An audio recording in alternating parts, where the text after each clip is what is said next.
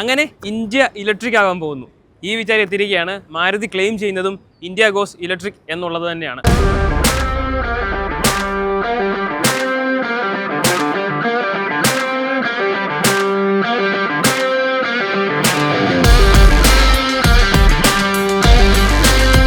മാരുതി ഈ വിചാരെ അവതരിപ്പിക്കുമ്പോൾ അതിനു വേണ്ടിയിട്ടുള്ള എല്ലാ ഇൻഫ്രാസ്ട്രക്ചറും ചാർജിങ് നെറ്റ്വർക്കും സെറ്റപ്പ് ചെയ്തതിന് ശേഷമാണ് ഈ ഒരു വാഹനത്തിനെ ലോഞ്ച് ആക്കിയിരിക്കുന്നത്. അതുകൊണ്ട് തന്നെയാണ് ഏകദേശം ഒരു വർഷത്തോളം നമ്മൾ ഈ ഒരു വാഹനത്തിനെ പല സ്ഥലങ്ങളിൽ നമ്മൾ കണ്ടിട്ടുണ്ട്. ജനുവരി 2025 ഓട്ടോ എക്സ്പോയിൽ നമ്മൾ കണ്ടുള്ള ഈ ഒരു വാഹനം ഡിസംബർ ആയപ്പോഴാണ് ഈ ഒരു വാഹനത്തിൻ്റെ ഒരു ഫൈനൽ ഒരു ഡ്രൈവ് റിവ്യൂ നമുക്ക് ചെയ്യാനായിട്ട് സാധിച്ചത്. എന്നാൽ നിലവിൽ ഈ ഒരു വാഹനത്തിൻ്റെ പ്രൈസ് അനൗൺസ് ചെയ്തിട്ടില്ല, അതും ജനുവരിയിലേക്കാണ്. സോ അതിനു വേണ്ടിയിട്ടുള്ള എല്ലാ രീതിയിലുള്ള പ്രിപ്പറേഷൻ നടത്തിയിട്ടാണ് ഈ ഒരു വാഹനത്തിനെ മാരുതി ലോഞ്ച് ആക്കിയിരിക്കുന്നത്. ഇന്ത്യ ഗോസ് ഇലക്ട്രിക് ഡ്രൈവ് ക്യാമ്പയിൻ്റെ ഭാഗമായിരുന്നു ഞാനും. ടീം ഭുജിനെ റെപ്രസെൻറ്റ് ചെയ്തിരുന്നു. രാജസ്ഥാനും ഗുജറാത്തും 2 സംസ്ഥാനങ്ങളിൽ 2 ദിവസത്തോളം ഏകദേശം 1000 കിലോമീറ്ററിന് മുകളിൽ ഈ ഒരു വാഹനം ഓടിച്ചു. നിരവധി ചാർജിങ് സ്റ്റേഷൻസിലൂടെ ഈ ഒരു വാഹനത്തിനെ കൊണ്ടുപോകാനായിട്ട് സാധിച്ചു. അതിൻ്റെ വെളിച്ചത്തിലാണ് ഈ ഒരു ഡ്രൈവ് റിവ്യൂ നിങ്ങളുടെ മുന്നിലേക്ക് എത്തിക്കുന്നത്. So welcome back to turbo drive.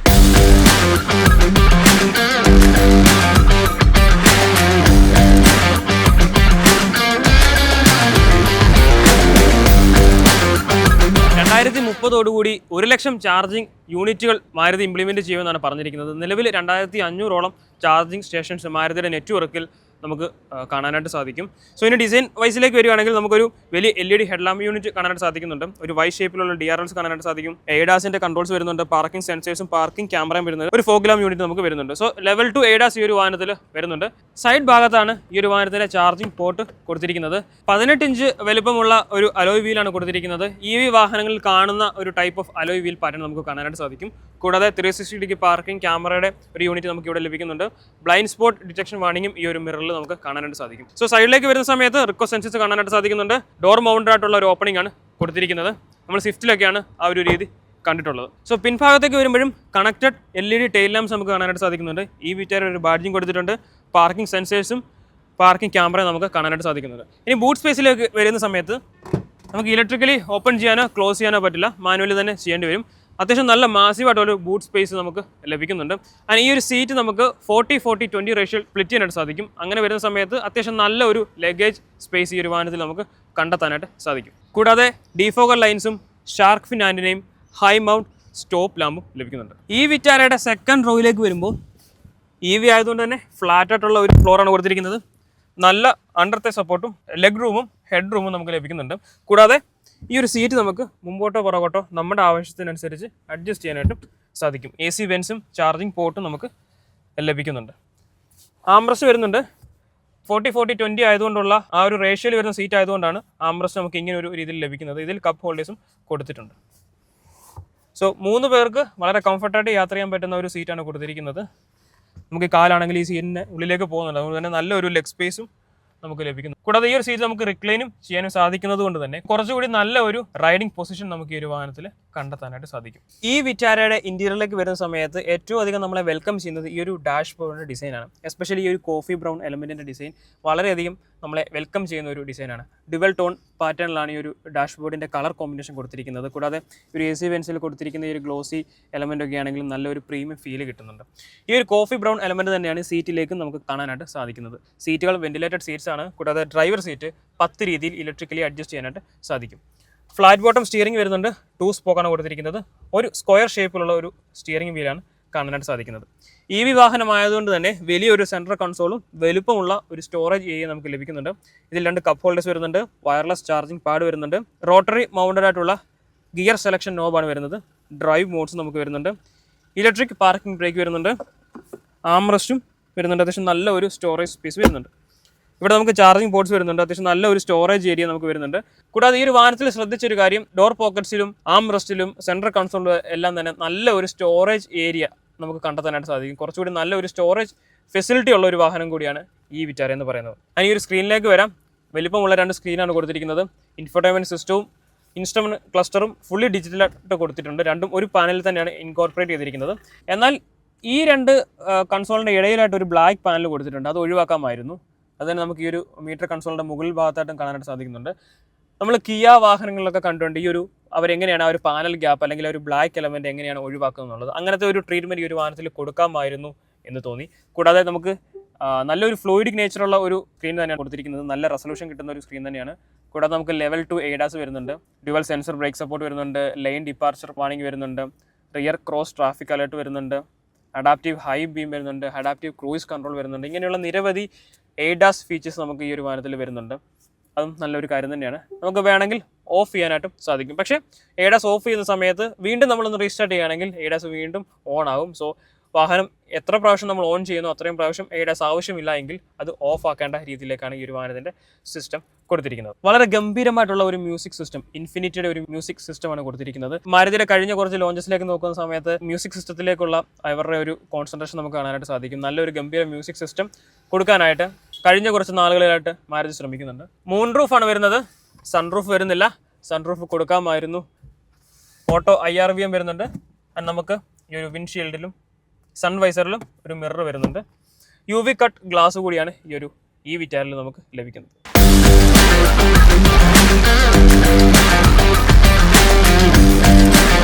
ഈ വിറ്റാര 2 ബാറ്ററി പാക്കിലാണ് നമുക്ക് ലഭിക്കുന്നത്. 49 kWh 61 kWh. സോ നമ്മൾ ഓടിച്ചുകൊണ്ടിരിക്കുന്നത് 61 kWh ബാറ്ററി പാക്കുള്ള വാഹനമാണ്. സോ ഇത് മാരുതി ക്ലെയിം ചെയ്യുന്നത് 543 കിലോമീറ്ററാണ് ഒറ്റ ചാർജിൽ. ARI സർട്ടിഫൈഡ് റേഞ്ചാണ്. പക്ഷേ വാഹനം നമ്മുടെ കിട്ടിയ സമയത്ത് 100% കാണിക്കുന്നത് 483 കിലോമീറ്ററാണ്. അതായത് ഏകദേശം ഒരു 500 കിലോമീറ്റർ അടുത്ത് നമുക്ക് റേഞ്ച് കിട്ടുന്ന ഒരു ബാറ്ററി പാക്കാണ് ഈ ഒരു വാഹനത്തിൽ കൊടുത്തിരിക്കുന്നത്. ഇനി 49 കിലോവാട്ടിലേക്ക് വരുന്ന സമയത്ത് എത്ര റേഞ്ചാണെന്ന് മാരുതി ക്ലെയിം ചെയ്തിട്ടില്ല. പക്ഷേ എങ്കിൽ പോലും നമുക്കൊരു 350 to 400 റേഞ്ചിലായിരിക്കും ആ ഒരു വാഹനത്തിൻ്റെ റേഞ്ച് മാരുതി ക്ലെയിം ചെയ്യാൻ പോകുന്നത്. വാഹനത്തിൻ്റെ പ്രൈസ് ഇതുവരെ അനൗൺസ് ചെയ്തിട്ടില്ല. പക്ഷേ വാഹനത്തിൻ്റെ ഈ ഒരു പ്ലേസ്മെൻറ്റും ഈ ഒരു സെഗ്മെൻ്റ് ഒക്കെ നോക്കുന്ന സമയത്ത് 12 to 15 lakhsലായിരിക്കും മാരുതി ഈ ഒരു വാഹനത്തിന് പ്ലേസ് ചെയ്യാനായിട്ട് പോകുന്നത്. പ്രൈസിൽ വരികയാണെങ്കിൽ അത്യാവശ്യം റേഞ്ചുള്ള നല്ല പ്രീമിയം ക്വാളിറ്റി ഉള്ള ഒരു വാഹനം കൂടിയായിരിക്കും ഈ വിറ്റാര എന്ന് പറയുന്നത്. കാര്യം നല്ലൊരു കോമ്പറ്റീഷൻ ഉള്ള ഒരു സെഗ്മെൻറ്റാണ്. ഒരു മിഡ് സൈസ് കോമ്പാക്ട് SUV സെഗ്മെൻറ്റിലാണ് ഈ ഒരു വാഹനത്തിന് മാരുതി പ്ലേസ് ചെയ്യാനായിട്ട് പോകുന്നത്. ക്രെറ്റയുടെ ഇലക്ട്രിക് ഉണ്ട്, വിൻസർ വരുന്നുണ്ട്, ഈവൻ ക്ലാവിസിൻ്റെ ഇലക്ട്രിക് ഉണ്ട്. സോ അങ്ങനെ നിരവധി ഇലക്ട്രിക് വാഹനങ്ങൾ, ടാറ്റയുടെ മറ്റ് നിരവധി ഇലക്ട്രിക് വാഹനങ്ങൾ നമുക്ക് ലഭിക്കുന്നുണ്ട് ഈ ഒരു സെഗ്മെൻറ്റിൽ. സോ അങ്ങനെ നോക്കുന്ന സമയത്ത് നല്ലൊരു കോമ്പറ്റീഷൻ ഉള്ള ഒരു സെഗ്മെൻറ്റാണ്. അപ്പോൾ പ്രൈസ് വളരെ അട്രാക്റ്റീവായിട്ടും അഗ്രസീവായിട്ടും പ്ലേസ് ചെയ്യാനായിട്ട് മാരുതി എന്താണെങ്കിലും ശ്രമിക്കും. അത് 100% ഉറപ്പുള്ള ഒരു കാര്യമാണ്. ബിക്കോസ് മാരുതിയുടെ വാഹനങ്ങളുടെ എല്ലാം ആ ഒരു സ്വഭാവം നോക്കുന്ന സമയത്തും ഇൻട്രൊഡക്ടറി പ്രൈസായിട്ട് പോലും നമുക്കെല്ലാം ഞെട്ടിപ്പിച്ചുകൊണ്ടുള്ള ഒരു പ്രൈസിങ് ഈ ഒരു വാഹനത്തിൽ നിന്ന് നമുക്ക് പ്രതീക്ഷിക്കാനായിട്ട് സാധിക്കും. 2 ബാറ്ററി പാക്ക് ഉള്ളതുപോലെ തന്നെ 2 മോട്ടോർ സിസ്റ്റം ആയിരിക്കും ഈ ഒരു വാഹനത്തിൽ കൊടുക്കുന്നത്. സോ ടോർക്ക് സെയിം ആയിരിക്കും. 193 എണ്ണം ടോർക്കായിരിക്കും 2 മോട്ടറിലും 2 ബാറ്ററി പാക്കിലും നമുക്ക് ലഭിക്കുന്നത്. 142 BHP 172 BHP പ്രൊഡ്യൂസ് ചെയ്യുന്ന 2 മോട്ടോർ കപ്പാസിറ്റി ആയിരിക്കും ഈ ഒരു വാഹനത്തിൽ മാരുതി കൊടുക്കാനായിട്ട് പോവുക. ഇനി റൈഡിംഗ് ഹാൻഡിലേക്ക് വരുന്ന സമയത്ത് അത്യാവശ്യം നല്ല ഒരു പ്ലസന്റ് ആയിട്ടുള്ള ഒരു ഡ്രൈവിംഗ് നേച്ചർ ഈ ഒരു വാഹനത്തിൽ നമുക്ക് അനുഭവിക്കാനായിട്ട് സാധിക്കുന്നുണ്ട്. EV ആയതുകൊണ്ട് തന്നെ ത്രോട്ടിൽ റെസ്പോൺസിന്റെ കാര്യം ഞാൻ പറയണ്ടല്ലോ. സോ കാല് കൊടുത്തു കഴിഞ്ഞാൽ നല്ല രീതിക്ക് പുഷ് ചെയ്യാനായിട്ട് സാധിക്കും. ഈവൻ ടോപ്പ് സ്പീഡ് പോലും നമ്മൾ ക്ലോക്ക് ചെയ്തിരുന്നു. ഇൻറ്റേക്കോസ് ഇലക്ട്രിക് ഡ്രൈവിൻ്റെ ഭാഗമായിട്ട് പോയ സമയത്താണ് നമ്മളത് ചെയ്തത്. നല്ല രീതിയിൽ റെസ്പോണ്ട് ചെയ്തൊരു വാഹനം കൂടിയാണ്. 160 നമ്മൾ ക്ലോക്ക് ചെയ്തത്. ആൻഡ് നല്ല ഡ്രിഫ്റ്റ് പരിപാടിയൊക്കെ നമ്മൾ ചെയ്തിരുന്നു, സ്ലൈഡിങ്ങും ഒക്കെ നമ്മൾ ചെയ്തിരുന്നു. ബിക്കോസ് ആ ഒരു EV ആയതുകൊണ്ടുള്ള ആ ഒരു ത്രോട്ടിലിൻ്റെ ആ ഒരു ഫാസ്റ്റ് ആയിട്ടുള്ള ഡെലിവറി നമുക്ക് മാക്സിമം യൂട്ടിലൈസ് ചെയ്യാനായിട്ട് സാധിക്കും. കൂടാതെ ഈ ഒരു വാഹനം ഇന്ത്യയിൽ നിർമ്മിക്കുന്ന വാഹനമാണ്, ഇന്റർനാഷണൽ മാർക്കറ്റിലേക്ക് എക്സ്പോർട്ട് ചെയ്യുന്ന ഒരു വാഹനം കൂടിയാണ്. അതുകൊണ്ട് തന്നെയാണ് മാരുതി സുസുക്കിയിൽ നിന്നും ഈ ഒരു വാഹനം സുസുക്കി DNA മാറിയതിൻ്റെ വ്യത്യാസങ്ങൾ നമുക്ക് കാണാനായിട്ട് സാധിക്കുന്നത്. മാരുതി വാഹനങ്ങളിൽ കാണുന്ന പല ബട്ടൺസും പല ഫീച്ചേഴ്സും നമുക്ക് ഈ ഒരു വാഹനത്തിൽ കാണാനായിട്ട് സാധിക്കുന്നില്ല. ഡിസൈൻ കംപ്ലീറ്റ്ലി വ്യത്യാസമാണ്, ആ ഒരു ബിൽഡ് ക്വാളിറ്റിയും കംപ്ലീറ്റ്ലി വ്യത്യാസമാണ്. ഈവൻ സ്റ്റിയറിംഗ് മൗണ്ടഡ് കൺട്രോൾസ് പോലും മാരുതി വാഹനങ്ങളിൽ കാണുന്ന ബട്ടൺസ് ഒന്നും തന്നെ ഈ ഒരു വാഹനത്തിൽ കാണാനായിട്ട് സാധിക്കുന്നില്ല. റൈഡ് അല്പം സോഫ്റ്റ്വെയർ സൈഡിലാണ്, നല്ല ബൗൺസി നേച്ചറും ഈ ഒരു വാഹനത്തിനുണ്ട്. എസ്പെഷ്യലി പിൻ സീറ്റിലിരിക്കുന്ന യാത്രക്കാർക്ക് കുറച്ച് കൂടുതലായിട്ട് ആ ഒരു ബൗൺസി നേച്ചർ അറിയാനായിട്ട് സാധിക്കും. നമ്മൾ ലോങ് ഡ്രൈവ് പോയ സമയത്ത് ബൂട്ട് സ്പേസിൽ ലഗേജ് വെച്ച സമയത്തും ഈ ഒരു ചെറിയ പോട്ട് ഹോൾസോ അല്ലെങ്കിൽ ചെറിയ ബംസൊക്കെ ചാടിയ സമയത്ത് നല്ല ബൗൺസി നേച്ചർ അല്ലെങ്കിൽ നല്ല ബൗൺസി എഫക്റ്റ് വാഹനത്തിനുള്ളിലേക്ക് നമുക്ക് അനുഭവപ്പെടാനായിട്ട് സാധിച്ചിരുന്നു. ഓൾ വീൽ ഡ്രൈവിലും ഈ ഒരു വാഹനം ലഭ്യമാണ്. അത് ഇന്റർനാഷണൽ മാർക്കറ്റിലേക്കാണ് നമുക്ക് ലഭിക്കുന്നത്. എന്നാൽ ഇന്ത്യയിലേക്ക് ഫ്രണ്ട് വീൽ ഡ്രൈവായിട്ടുള്ള ഈ ഒരു വിറ്റാര മാത്രമായിരിക്കും ലഭിക്കുന്നത്.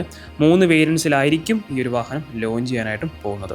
ADAS ഉള്ളത് കൊണ്ട് തന്നെ സ്റ്റിയറിംഗിൽ ഒരു പിടുത്തം നമുക്ക് അനുഭവപ്പെടാനായിട്ട് സാധിക്കുന്നുണ്ട്. പക്ഷേ അത് ADAS ഓഫ് ആക്കി കഴിഞ്ഞാൽ അതിൻ്റെ പ്രശ്നം വരുന്നില്ല. സോ ഇപ്പോൾ ഞാൻ ലൈൻ മാറുകയാണ്.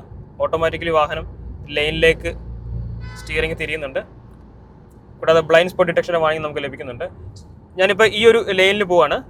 സോ അഗെയിൻ ഞാൻ ഈ അടുത്ത ലൈനിലേക്ക് ഞാനിപ്പോൾ വാഹനം ഒന്ന് ചെയ്യുകയാണെങ്കിൽ, ടേൺ ചെയ്യാൻ നോക്കുകയാണെങ്കിൽ ഓട്ടോമാറ്റിക്കലി എന്നെ ഈ സൈഡിലേക്ക് വാഹനം പുൾ ചെയ്യുന്നുണ്ട്. സോ നല്ല റെസ്പോൺസീവ് ആയിട്ടുള്ള ഒരു ലെയിൻ കീപ്പ് അസിസ്റ്റ് അല്ലെങ്കിൽ ഒരു എഡാസിന്റെ ലെവൽ തന്നെയാണ് ഈ ഒരു വാഹനത്തിൽ കൊടുത്തിരിക്കുന്നത്. മറ്റു നിരവധി ഫീച്ചേഴ്സ് നമുക്ക് ലഭിക്കുന്നുണ്ട്. അഡാപ്റ്റീവ് ക്രൂസ് കൺട്രോളും അങ്ങനെയുള്ള നിരവധി ഡിപ്പാർച്ചർ വാർണിംഗും ലെയിൻ കീപ്പ് അസിസ്റ്റും തുടങ്ങിയിട്ടുള്ള കാര്യങ്ങളൊക്കെ തന്നെ നമുക്ക് ഈ ഒരു വാഹനത്തിൽ ലഭിക്കുന്നുണ്ട്. ഇന്ത്യൻ റോഡ് കണ്ടീഷനിൽ എത്രമാത്രം ആപ്ലിക്കബിൾ ആകുമെന്ന് ചോദിച്ചു കഴിഞ്ഞാൽ സ്റ്റിൽ അതൊരു ക്വസ്റ്റ്യൻ മാർക്ക് തന്നെയാണ്. വിക്ടോറിയസിലാണ് നമ്മൾ ആദ്യമായിട്ട് എഡാസ് കണ്ടത്. സോ ഇനിയുള്ള മുമ്പോട്ടുള്ള മാരുതിയുടെ വാഹനങ്ങളിലെല്ലാം തന്നെ നമുക്ക് എഡാസ് പ്രതീക്ഷിക്കാനായിട്ടുള്ള ഒരു കാര്യം കൂടിയാണ്. കൂടാതെ മാരുതി ഇലക്ട്രിക്കിലേക്ക് വരുന്ന സമയത്ത് നമുക്ക് ഏറ്റവും സന്തോഷം തരുന്ന ഒരു കാര്യം എന്ന് പറയുന്നത് നിരവധി ചാർജിങ് സ്റ്റേഷൻസിന്റെ ഒരു വരവാണ്.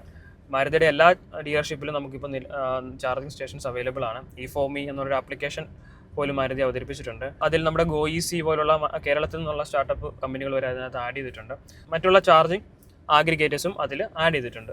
സോ മാരുതിയുടെ ചാർജിങ് മാത്രമല്ലാതെ ഉള്ള ചാർജിങ് സ്റ്റേഷൻസും അതിൽ ആഡ് ആക്കിക്കൊണ്ട് തന്നെ ഒരു ലോങ് ട്രിപ്പ് പോകുന്ന സമയത്ത് നമുക്ക് easily charging stations find out ചെയ്യാനായിട്ട് സാധിക്കും. അത് മാരുതി ക്ലെയിം ചെയ്യുന്നത് 2030 1 ലക്ഷം ചാർജിങ് സ്റ്റേഷൻസ് ഇന്ത്യയിൽ ഇംപ്ലിമെൻറ്റ് ചെയ്യുമെന്നാണ്. നിലവിൽ 2500 മുകളിലാണ് മാരുതി ക്ലെയിം ചെയ്തിരിക്കുന്നത്. മാരുതിയുടെ എല്ലാ ഡീലർഷിപ്പിലും നമുക്ക് ലഭിക്കുന്ന ഒരു ചാർജിങ് സ്റ്റേഷനെ പറ്റിയാണ് മാരുതി പറയുന്നത്. സോ അങ്ങനെ ഒരു ഇൻഫ്രാസ്ട്രക്ചർ ഡെവലപ്മെൻറ്റ് കൂടി ഈ ഒരു മാരുതി ഇലക്ട്രിക്കിലേക്ക് വരുന്ന സമയത്ത് നമുക്ക് പ്രതീക്ഷിക്കാവുന്ന ഒരു കാര്യമാണ്. അതുകൊണ്ട് തന്നെ ആയിരിക്കണം 12 മാസം ടൈം എടുത്തിട്ട് ഈ ഒരു വാഹനത്തിന് മാരുതി ഈ ഒരു സമയത്തേക്ക് ലോഞ്ച് ചെയ്യാനായിട്ട് പ്ലാൻ ചെയ്യുന്നത് പോലും. കൂടാതെ ഇലക്ട്രിക് വാഹനങ്ങൾ എടുത്ത എല്ലാവർക്കുമുള്ള ഒരു കൺസേൺ അല്ലെങ്കിൽ എടുക്കാൻ പോകുന്ന വാങ്ങാൻ ആഗ്രഹിക്കുന്ന എല്ലാവർക്കും ഉള്ള ഒരു കൺസേൺ അതിൻ്റെ ആഫ്റ്റർ സെയിൽ സർവീസാണ്. നിരവധി നിലവിലുള്ള ബ്രാൻഡ്സ് ഞാൻ പേര് പറയുന്നില്ല കുറേ ഇഷ്യൂസ് ഫേസ് ചെയ്യുന്നതായിട്ട് നമ്മൾ കാണുന്നുണ്ട്. സോ മാരുതി ഇലക്ട്രിക്കിലേക്ക് വരുന്ന സമയത്തും ആ ഒരു ഇഷ്യൂസൊക്കെ തന്നെ സോർട്ട് ഔട്ട് ചെയ്യാനായിട്ട് സാധിക്കും എന്നുള്ളതാണ്. ബിക്കോസ് ഇന്ത്യയുടെ വിശ്വസ്തനായിട്ടുള്ള ഒരു ബ്രാൻഡ് കൂടിയാണ് മാരുതി എന്ന് പറയുന്നത്. സോ റിലയബിലിറ്റി ടോപ്പ് ക്ലാസ് ആയിട്ടുള്ള ഒരു വാഹനമായതുകൊണ്ട് തന്നെ യാതൊരുവിധ തലവേദനകളൊന്നും അല്ലെങ്കിൽ മറ്റ് ബുദ്ധിമുട്ടുകളൊന്നും തന്നെ ഇല്ലാതെ ഈ ഒരു വാഹനം നമുക്ക് ഈസിലി ഓൺ ചെയ്യാനായിട്ട് സാധിക്കും. സോ പ്രൈസിന് വേണ്ടിയിട്ട് എന്തായാലും നമ്മൾ വെയിറ്റ് ചെയ്യേണ്ടതായിട്ട് വരും. സോ ജനുവരി ഒരു സെക്കൻഡ് വീക്കിലേക്കായിരിക്കും മാരുതി ഈ ഒരു വാഹനത്തിൻ്റെ പ്രൈസ് അനൗൺസ്മെൻറ്റ് നടത്താനായിട്ട് പോവുക. സോ എന്താണ് ഈ വിറ്റാരയെ പറ്റിയുള്ള നിങ്ങളുടെ അഭിപ്രായം? ഈ ഒരു ബഡ്ജറ്റിലേക്ക് അല്ലെങ്കിൽ ഈ ഒരു സെഗ്മെന്റിലേക്ക് ഒരു EV നോക്കുന്നുണ്ടെങ്കിൽ നിങ്ങൾ ഈ വിറ്റാര കൺസിഡർ ചെയ്യുമോ, മറ്റു മോഡൽസിലേക്ക് പോകുമോ എന്നുള്ളത് കമൻറ്റ് ചെയ്യുക. മറ്റൊരു ദിവസം മറ്റൊരു വാഹനമായിട്ട് കാണാം. Thanks for watching.